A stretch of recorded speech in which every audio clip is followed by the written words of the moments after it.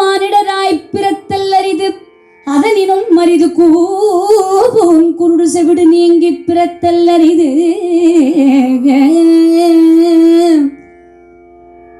ஔவையாருடைய வாக்கு இருக்கிறதுலயே ரொம்ப கஷ்டமான ஒரு ஜென்மா இந்த மானுஷ்ய ஜென்மா.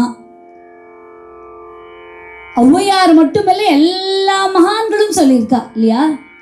மாணிக்க வாசகர் ரொம்ப அழகா சொல்றார், எவ்வளவோ பிறவிக்கு பிறகு இப்படி ஒரு மனுஷ ஜென்மா கிடைக்கிறதுன்னு. புல்லாகி பூடாய் புழுவாய் மரமாகி பல்விருகமாகி பறவையாய்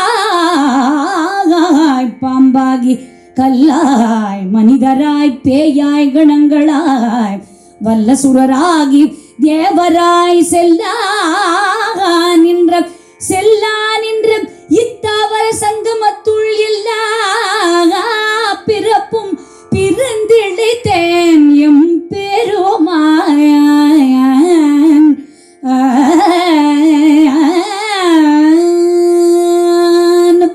புல்லாகி பூடாய் புழுவாய் மரபாகி பல்விருகமாகி இப்படி எத்தனையோ ஜென்ம